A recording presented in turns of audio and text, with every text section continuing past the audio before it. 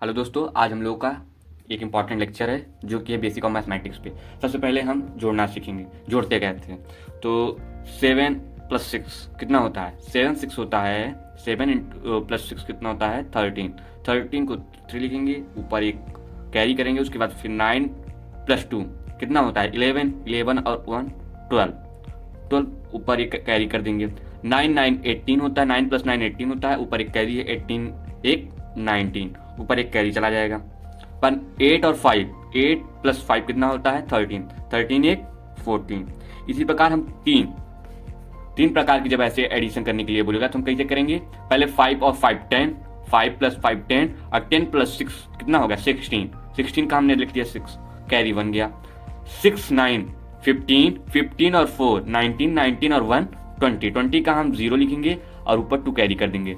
6 और 7 13, 13 और 3 16, 16 और 2 18। 18 का हम 8 लिखेंगे और कैरी 1 कर देंगे।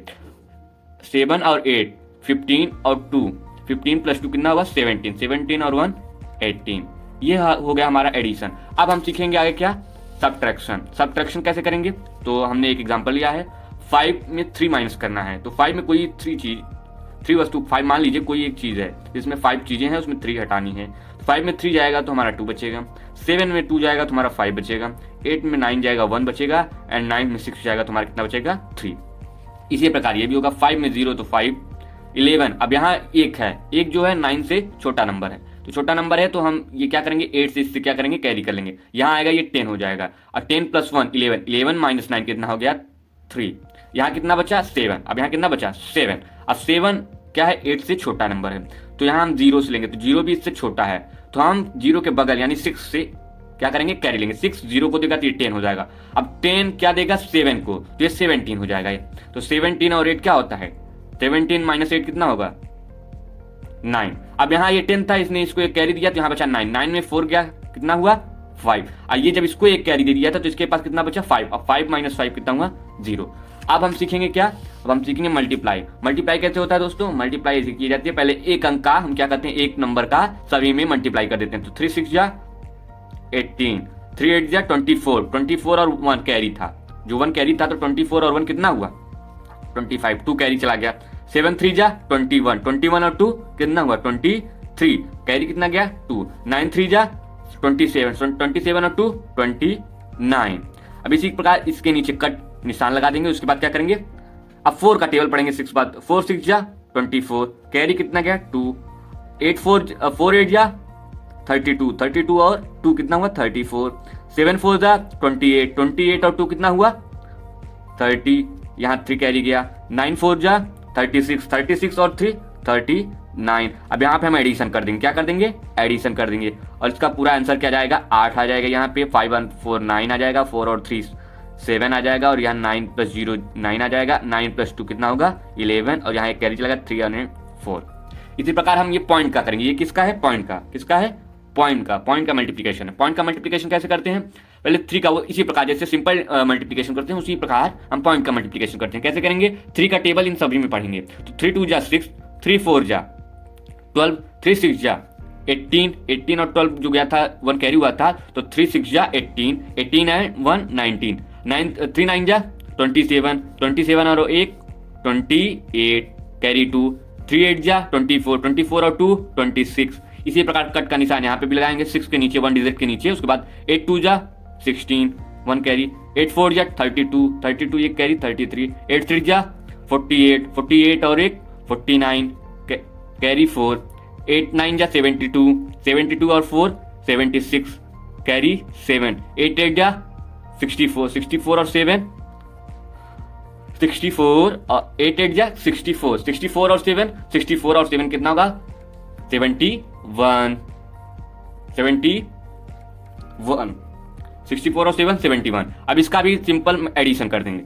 तो 6 6 2 8, 9 3 12, 9 और 8 17, और एक कैरी 18, 6 6 12 एंड 13, 2 और 1 3, 3 और 1 4 और 7। अब यहां से दोस्तों क्या करेंगे?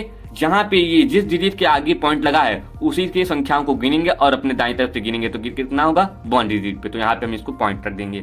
इसी प्रकार से हम अब क्या करेंगे, डिवीजन सीखेंगे। डिवीजन कैसे करते हैं, डिवीजन ऐसे करते हैं कि पहले हम 8 जो है जिससे हमको डिवाइड करना है उस वाली संख्या को हम जिससे डिवाइड करना है उसमें देखते हैं कि क्या वो बड़ी है कि छोटी है। यहाँ पे 7 हमारा क्या है 8 से छोटा है, इसलिए हम यहाँ पे 2 अंक का प्रयोग करेंगे, दोनों को लेंगे। अब ये दोनों 8 से क्या है बड़े हैं, तो अब इसका क्या डिवाइड हो सकता है इसमें, तो 8 का टेबल पढ़ना है हमको कि 78 से ज्यादा ना हो। तो कितना होता है 8 9 जा 72, 8 9 जा 72, 72 में क्या करेंगे 8, अब यहाँ से माइनस कर देंगे, हम क्या करते हैं सब्ट्रैक्ट कर देते हैं, तो 8 - 2 कितना होता है 6, और 7 - 7 कितना होता है 0, जहाँ तक क्रॉस लगा लेते हैं। और ये 6 क्या करेंगे यहाँ पे हम लिख लेंगे।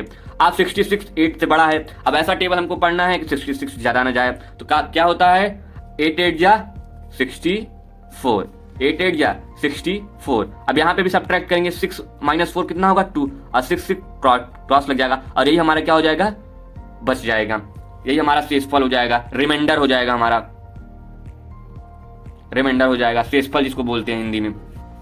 अब यहाँ पे बोल रहा है एक और हम एग्जाम्पल लेके सीखते हैं, यहाँ पे 21 बोल रहा है, तो 21 तो देखिए 5 से तो बड़ा है, अब हम 5 और 6 दोनों को लेंगे, 56 को लेंगे, तो 56 क्या हो जाएगा 21 से बड़ा हो जाएगा। तो 21 का ऐसा टेबल पढ़ें कि 21 का ऐसा टेबल पढ़ें कि 56 से ज्यादा ना हो। तो कैसे करेंगे 21 जा 20, 22 जा कितना होता है 42, 22 जा 42, तो 42 लिखेंगे, उसके बाद सब्ट्रैक्ट करेंगे, तो 6 - 2 कितना होगा 4, अब 5 - 4 1, 14, अब 14 क्या है 21 से छोटा है, तो हम यहाँ से 4 लिख लेंगे नीचे 144। अब 21 का टेबल पर ऐसे पढ़ो कि 144 आ जाए, 144 आ जाए, 144 आ जाए। तो कितनी बार पढ़ेंगे 7 बार पढ़ेंगे, 7 1 जा 7, 7 2 जा कितना होता है 147, 7 बार नहीं जाएगा 6 बार जाएगा, कितनी बार होगा 6 बार, 6 बार करेंगे तो 6 1 जा 6 और 6 2 जा 12, 126 आएगा। अब इसको भी सब्ट्रैक्ट कर देंगे, इसको भी क्या करेंगे सब्ट्रैक्ट कर देंगे। सब्ट्रैक्ट करने पे क्या होगा, सब्ट्रैक्ट करने पे 4 14, ये 4 इसको एक वो देगा कैरी करेगा ये, और ये हासिल देने पर ये 14 हो जाएगा, 14 में 6 करेंगे तो क्या आ गया 8, कितना आएगा 8, यहाँ 3 बचा, 3 में 2 गया तो कितना आया 1। अब 18 भी छोटा है तो हम इस 0 को यहाँ उतार लेंगे, 180 हो जाएगा। अब 180 क्या क्या करेंगे 8 बार ले जाएंगे यहाँ पे, 8 1 जा 8 और 8 2 जा 16, तो 168 हो गया। अब इसको भी सब्ट्रैक्ट कर देंगे, सब्ट्रैक्ट करने पे क्या आएगा, अब इसको करेंगे तो यहाँ पे 10 हो जाएगा, 10 में से 8 जाएगा तो कितना आएगा 2 आ गया, 7, अब यहाँ 7 बचा, 7 में से 6 गया तो 1, और ये क्रॉस, इसका रिमाइंडर कितना बचा, यानी शेषफल इसको जिसको बोलते हैं शेषफल, इसका कितना बचा 12। ये हमारा क्या है आंसर है। अब हम सीखेंगे कि क्या, अब हम इसके बाद सीखेंगे कि इस वर्गमूल कैसे निकालते हैं।